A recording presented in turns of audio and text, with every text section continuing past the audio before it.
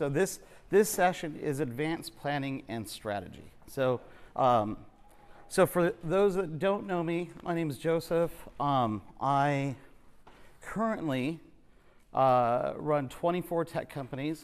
I own a media broadcasting company, and I run a nonprofit, and I'm the new COO of iHosp. So just a few things. But I typically take about 2 to 3 naps a day as well. So it's for the connection to the design industry. How many of you guys have been out to Vegas? Vegas? Yeah. So I've designed 2 of the world's largest chandeliers. In 2012, we opened up the Cosmopolitan in Las Vegas. I designed the chandelier at the Chandelier Bar. It's 3.5 stories tall. There's 2 bars inside of it, entire bar underneath it. And then the newest one, the largest one now, is at the Indonesian airport. Strangely enough, fun fact, not chandeliers. They're just decorative. There's no lighting, so it's not technically a chandelier. But so for advanced planning and strategy, the metric that we went with was a business who has directors, management in place. You guys should have policies and procedures well baked in at this point, and you're looking at different streams of income, and you're not tied in the day-to-day, but you may or may not have an exit strategy. And so I want to just kind of get a feel for how many people in here have director of anything underneath them? Okay. How many have like a GM or managers underneath you? Okay. And then about how many employees is that? I have 6 ladies that work for me. Okay. And I think you raised your hand? 3? Okay. So I just not to dwell on me, but so I've 250 employees in multiple continents, and I've restructured and reorganized 3 companies. The first company I took from $9 million to $28 million in 3 years. Originally we had 150 employees in-house, but through the restructure, took that down to 75. We were in-house manufacturing.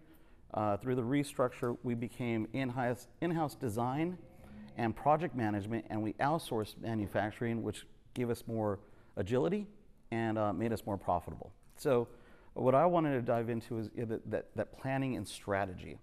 Have you guys, how are your policies and procedures? Do you guys have those well baked in? And then where did you learn those from? Mistakes. From the what? From mistakes. From mistakes? Yeah. I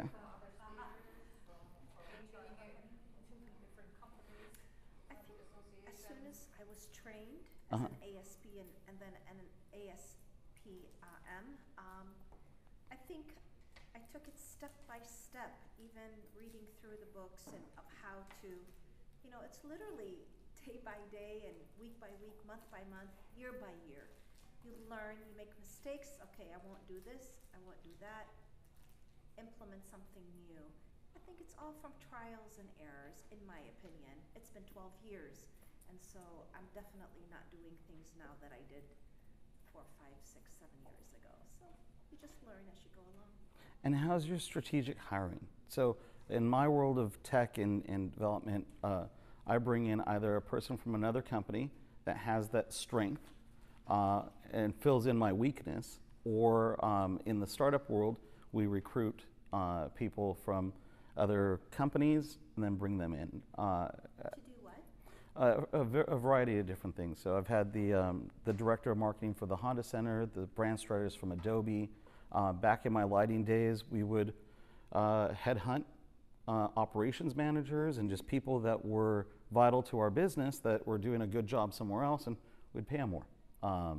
Have you guys, at the advanced level, you'd be in a good position to start kind of looking at the competition and bringing people in-house and kind of strengthening your teams. Has anybody started exploring headhunting? No?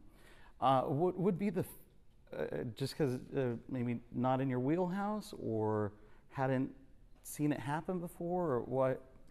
Headhunting for what? Filling in those positions, like let's say an operations manager or director. No? You're looking at her. Yeah, yeah, yeah. How's that gone? We've only ever scooped, I would say technically scooped one person, and it went really well. They're happy, we're happy. We knew they were unhappy.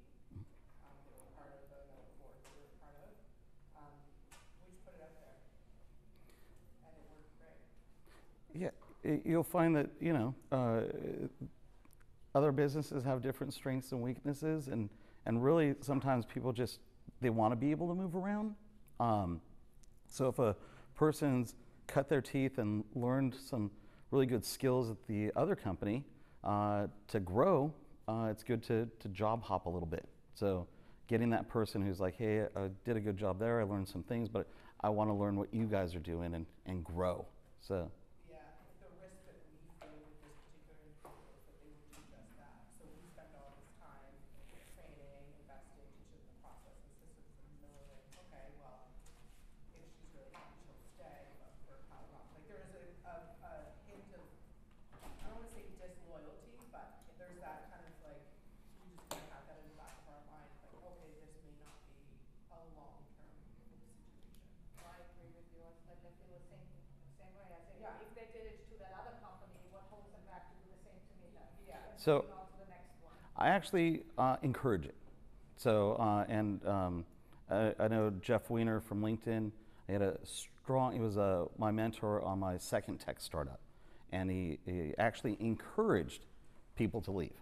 And here's my thinking on it. And this is what I did. I was sitting at work one day and I got a call from a recruiter asking to verify employment for this guy, Miguel.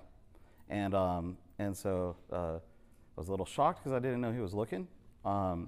And I gave him a rave review. And then I took him out to lunch and I was like, hey man, so just to let you know, I got a call from a recruiter. And he instantly was afraid. I was like, no, I don't want a person that doesn't want to be with me anymore.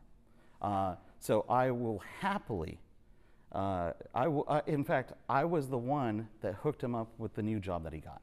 I had a friend in another lighting company and actually got him the job at the other lighting company. So no, I don't want a person that doesn't want to be there because that person's not going to give me their full and they're not going to be excited about their job. And honestly, that person was already there if they're looking. So I'm never afraid of a person leaving. In fact, I will help them move on. That means that I can build a team that wants to be there. And I also want to know from them on the way out. So do I understand this correctly? This is your strategy to, instead of firing somebody, you help them find a new job? Oh yeah, yeah. Okay. I've helped people. Just like I'm trying to follow if I understood this correctly. Yeah. So I've had. So, but it's not about somebody like, okay, you're trying to scoop people away from other companies. I've done that too. I've helped people get jobs, and then I've scooped people from other companies. And it's an interesting strategy. It's a well-practiced strategy. I've been headhunted twice, and so I bring a skill set to the next company that company didn't have, and they were able to pay me more than the last guy. And so, flip side, I've even sent people back to the jobs that I was at and said, "Oh, hey, you should go try here." So, having the wrong team is worse than having. You don't want the wrong team.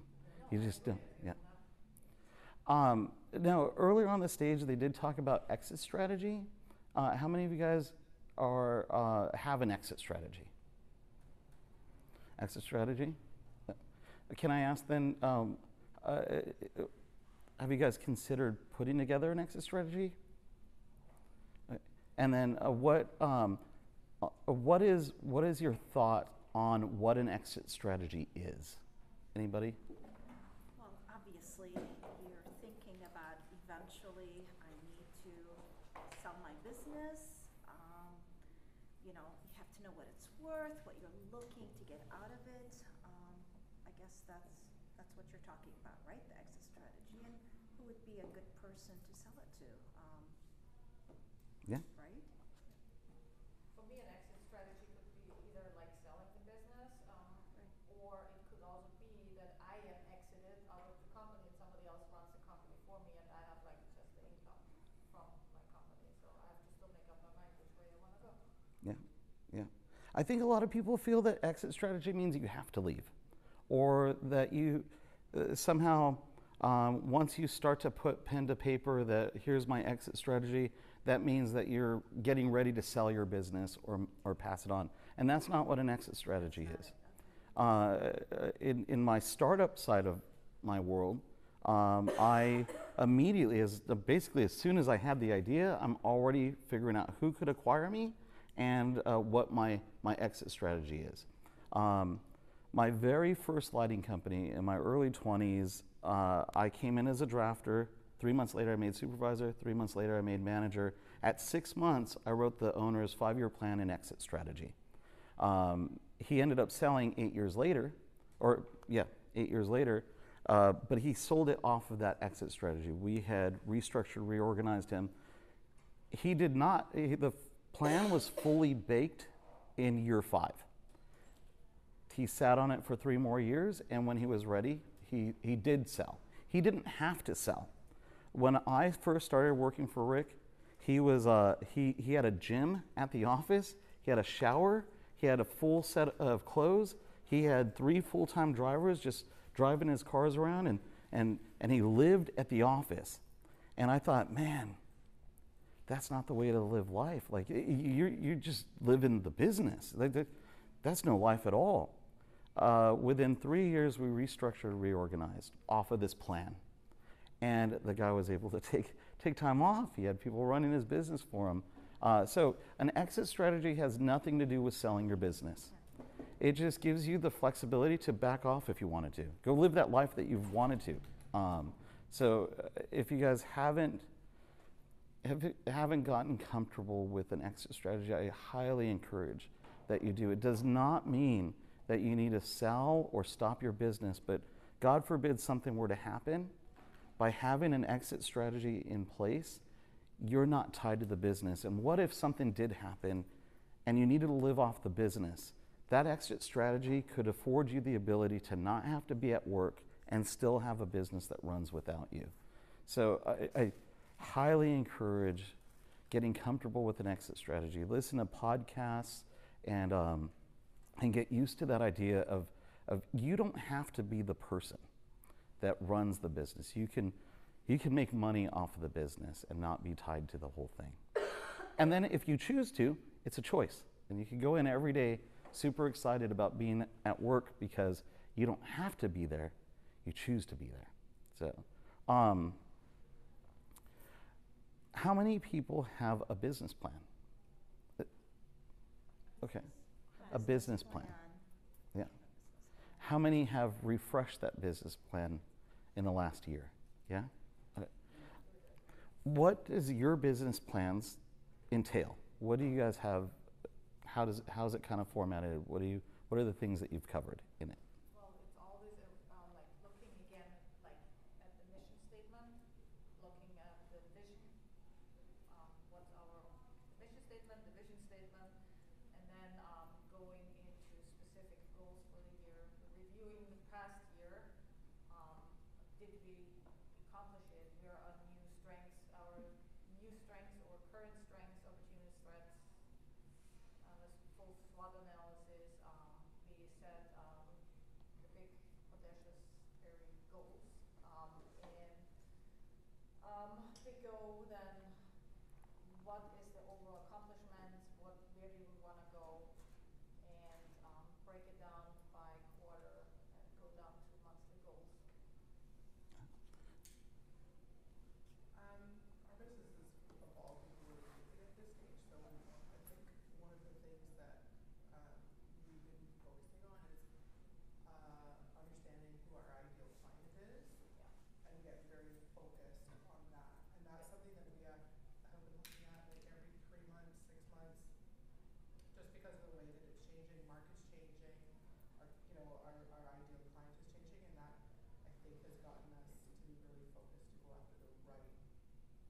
people. So that for us, for sure, is a big part of our business plan.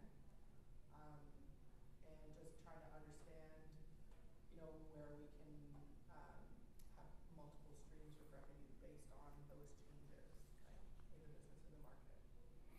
It sounds like a very elementary thing. And also, it seems like one of those things that you don't need to do. As a business owner, you're like, business plan. I wrote that down one day in a workshop, but why do I need it now? Because we change from year to year, and then we had like COVID that just like up and changed everything. So that business plan 5 years ago that you did or didn't do, life has changed. And so that ability to have written it down and be focused, it seems so elementary, but it's so vital. Because then you have, Elaine's going to speak tomorrow about analytics. It gives you a starting point. And then if you just take a look at it each year. A long time ago, a friend gave writing down a goal, handing it to a friend, and then having them remind you a year later, open up the envelope, and it's strange enough, you'll probably have accomplished that goal. You don't need it on your wall, just hand it in an envelope to somebody, but the act of writing it down, and that should be a business fundamental, We do it also like as a part of a strategy session with the whole team, so everybody's aligned, so we all know that we are working towards the same goal, and everybody understands the why we're doing certain things behind it, because they're more motivated than if they know and understand why they're doing certain things, if they have everything, The mission. the strategy and everything. How many of you guys have a mission statement? Mission statement? Mission statement? So for you guys that don't, can we just kind of popcorn? What's the mission of your guys' business then? Well, for the people that don't, like just on the spot, come up with like what is your why? Anybody? What do you want to give? Well, you know what? We've been in business for a few years.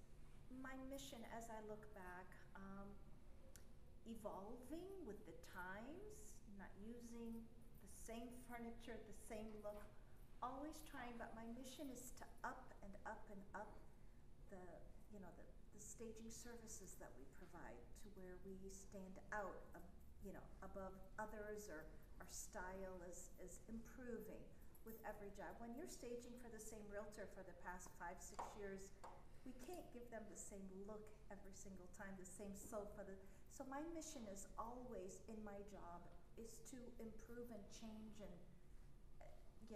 to give the business a more, what's the word? I just want us to always be sought after, to stand out from the others. I mean, that's what my mission is for my business. So Brandon kind of alluded to it a little bit earlier, and he said, his business is evolving fairly quickly, but it's taken on a mission. He said, hey, we want to give back. I hosted a podcast called The 3 Foot Project, and I had several billionaires on there, Kathy Ireland and a bunch of different billionaires, and this was based off of, have you guys heard of the 3 Feet from Gold? So for you guys that don't know, the story is there was a miner in California who sold his mine rights to the next guy. And the next guy dug 3 feet further and hit the largest vein of gold in California history. So the podcast, the entire concept of the podcast was I invited highly successful people onto the podcast, and I said, we've all had that moment of doubt. What was that moment like for you? And how did you get through it? And every single one of them, you don't even need to listen to the 6-episode podcast for it. Every single one of them said, at the beginning, they were doing something they thought they could sell, or it was a product or a service. Every one of them hit that wall. And it was in hitting that wall that they realized they couldn't do it by themselves, and it had to have a better mission. And when they had a better mission, and they were doing it for something else, not for money or not for the product or the service, but that it had greater purpose, their businesses all succeeded. And that's what I don't know if you guys heard it, but that was what I was hearing from Brandon too. He was going through that evolution of suddenly, now it means something. So in those tough moments, it wasn't just doing a job now, he had a purpose, and his team has a purpose. And so people go rally around that. It was, so again, on that, at that advanced level of your businesses, I would start to explore that. Just kind of say, you know what, so we're here, but you know, we've got products, we've got services, we've got steady cash flow. Things are pretty good. How do I get this re-energized? Kind of think about what your why is again. And so going back to the business plan, I would, if you haven't done it, it's a silly little exercise, and I will tell you, don't spend a lot of time on it. Write down a mission statement, and then just write a sentence. It doesn't have to be, nobody's grading you. This is yours. What products and services you're already offering them? Just write it down and go, you know what, this is what we're doing now. What's your sales strategy? What's your marketing strategy? Are you planning on hiring more people? You know, just, it's a silly little exercise, but you'd be surprised at how, and then take a look at it once a year. Maybe put it in your calendar and say, you know what, let me take a look at this and see how I've evolved, my team's evolved, see where we're at now. And it will help you grow your business and take it to the next level. At the advanced side of things, your team will be so much more engaged if you start to take on that greater purpose. Here's a tip that I like to give on as far as that goes too. Brandon was encouraged. He came across, what was the story? Was it homeless women or something that he was saying? Sex trafficking. Okay. Now, that hit home for Brandon, but I also heard him say that his team was kind of felt left in the lurch. He wasn't paying attention to them. Here's something I highly encourage. You probably have employees that have a passion for something too. Sometimes these passions don't have to be your passion. It could be your team's passion. And I'll tell you, if your team feels supported by you, if instead of you saying, hey team, we're gonna go feed homeless, and you go to your team and say, hey, I'm curious, I would like to, as a business owner, support giving back in some way. Anybody have ideas? Oh, I already do this. You know what? Let's get behind you. Your team will love it. They'll feel not only supported, they will be able to do more in the thing that they're already involved in. And what will happen to the dynamic of your company will be transformative. It's pretty amazing. In the advanced planning and strategy side of things, that strategy is huge. How many of you guys then, if you haven't written it down, where do you see your business in 5 years? Let's start with 5 years. Anybody want to share, like, where's your business going in 5 years?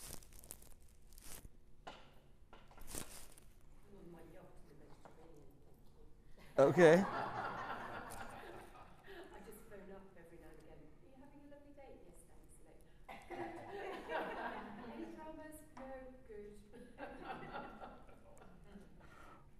good. Anybody else? Where? I would like to sell it in 5 years. Okay. If I can last that long, yeah. If you had to sell it today, could you?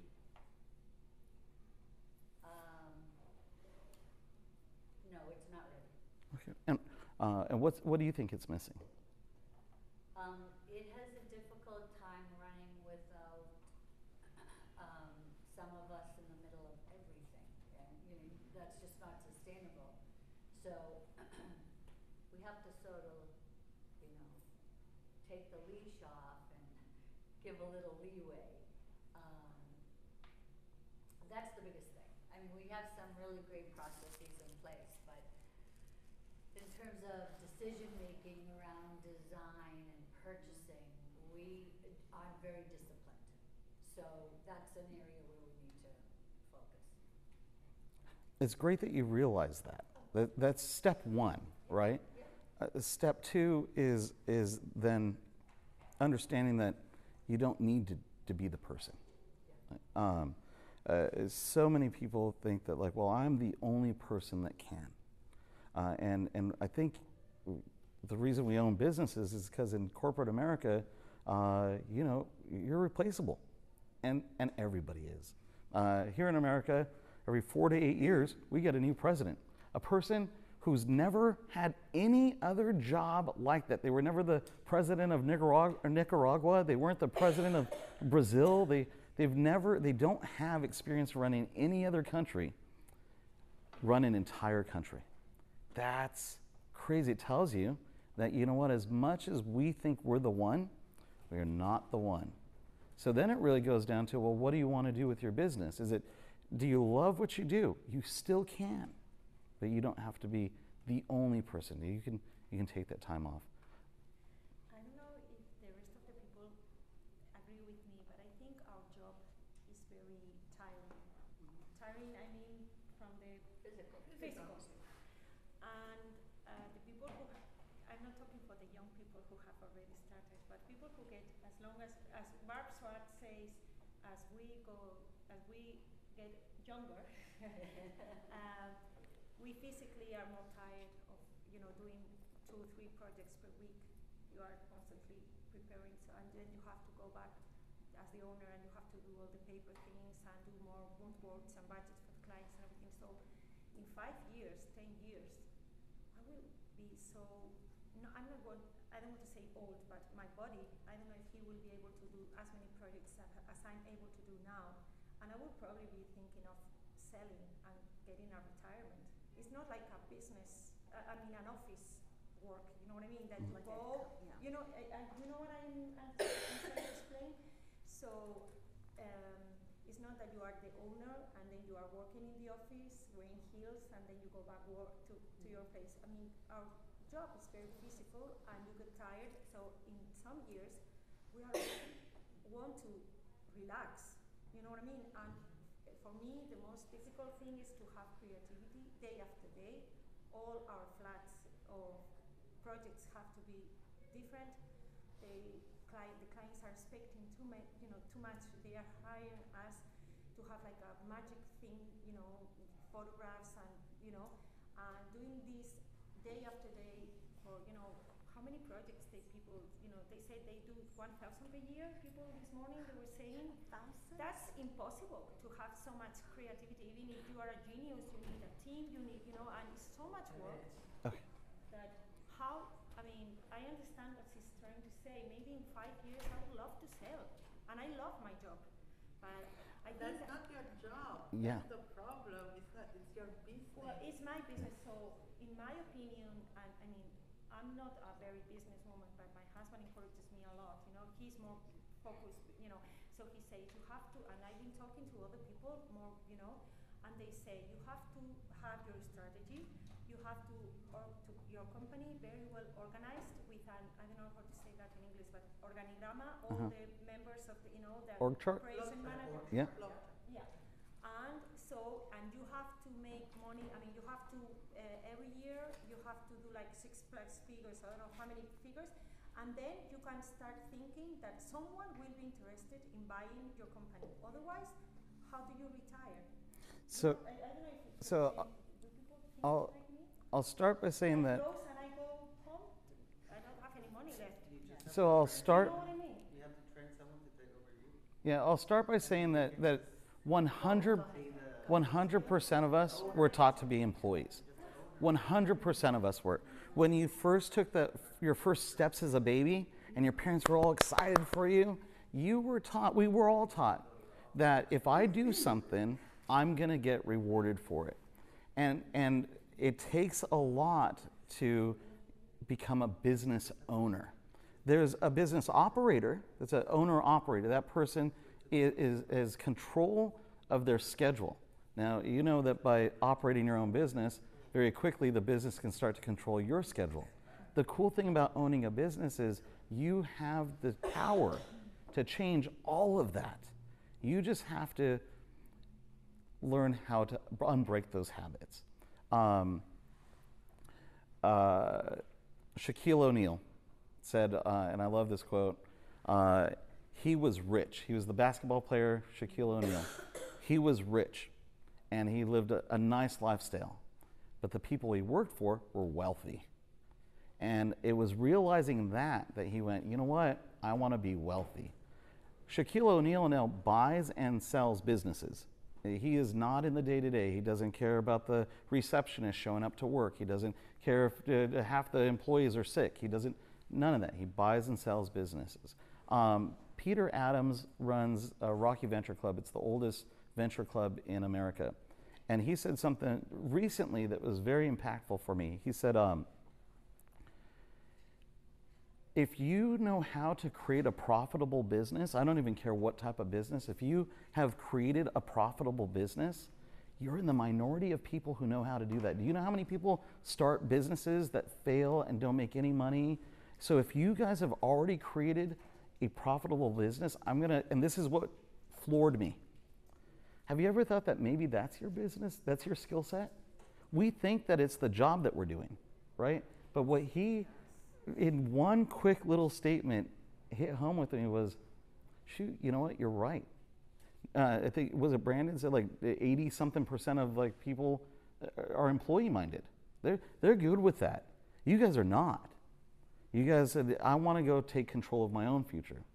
Part of that is those processes and systems so you know when to hire at the right times. I would document and write your business plans and set your goals so that one day you can make this into the business that you want to have, not the business that you have to have. And maybe your skill set isn't home staging at all. Maybe, like Brandon, he already has realized I can do this in multiple cities. His skill set isn't, Elaine will share tomorrow, her business skill set's not design at all. Her business skill set is business. If you guys are profitable, I'm just gonna, we're probably out of time right now, but I would highly impart in you that maybe your skill set's not home staging at all. Maybe your skill set is that you've made a profitable business. And put big pat on your back for that. That's huge. I think you just hit the nail on the head. Yeah. We're thinking of staging skills, yet we've made, if you're able to pay your bills and have a little bit left over. But I've heard you guys say your employees are able to pay, your employees are able to pay their bills. Do you know how amazing that is?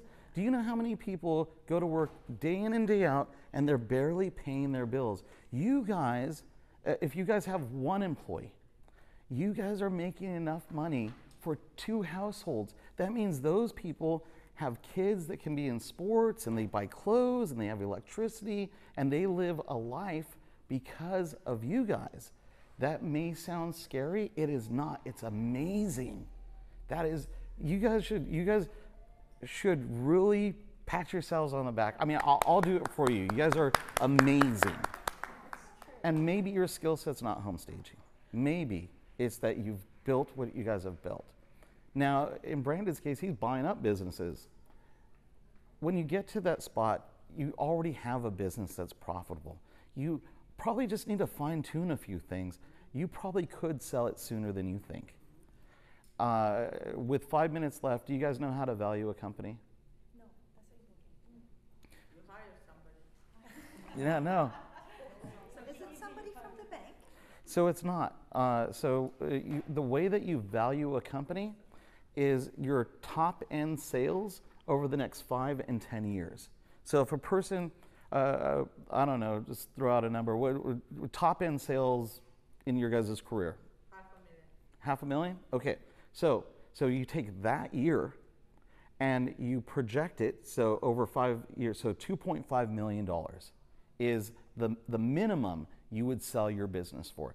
You've got assets and other things like that, but at the 500,000, you can 5 times. This is not net, it's sales. It's sales. It's not.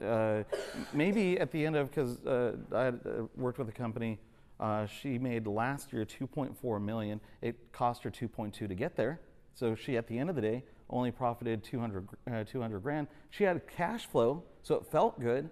But I told her, I was like, you probably get rid of everybody go down to your assistant, and you and your daughter could live a really nice life without all this extra headache and work. Because at the end of the day, she had such a high burn rate. But the way that you value your company is off of the top end sales, not what you did with it, because the next guy could probably come along and change that. But this is not because Huh? What about the EBITDA? So there are variations, and if you own assets, even better, because then they can purchase real things. But the basic framework for a valuation is 5 years top end sales projected. I was told, oh, I have to fire that guy. I was told 3 years of net profit. No. And here's why, and it's very simple. So I own a digital business card company. You might have seen it on the website, Join Incrowd. Last year, very simple. We spend no money in marketing. We have no employees. And in year one, we profited $65,000. This last year, we cleared $2.2 million. This year, we should hit $8 million. Profit, you mean profit or gross? We have no expenses. Each user costs us 0.007 of a cent. So our strategy is not to spend any money on marketing. Our strategy is to the next buyer, and this year we're exploring mergers and acquisitions and interviewing different companies. But this year, our sales strategy is we're like the house that doesn't have the pool. We've got the carport, but it's not an enclosed garage. So the next owner of our business could hire salespeople. They could spend any money on marketing, and they're going to be able to multiply whatever we were already doing, right? So it's not the next person that comes in and owns your business is not going to run your business the same way that you're doing it. They're going to come in with their own strengths. And so really what they're looking at is what were you able to bring in? How you handled it is a personal thing. The next person is going to be able to come in and take a look at that. If you've got employees, and if you've got assets, and you've got cash flow, and you hit those top end sales, that's what they're looking at.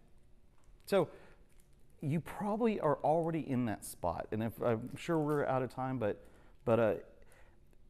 you're probably already there. And I just really want to encourage that you're this room in particular, because you guys are in the advanced stage, that your skill set was that you built companies that make money. And that is above and beyond a skill set you probably haven't even taken the time to realize that it sets you apart from everybody else. Yeah. Any random questions until they kick me out? I think he was trying to kick you out a long time ago. It's 3 o'clock now, so we were like on the dot. Yeah. Okay. Thank you. Yeah.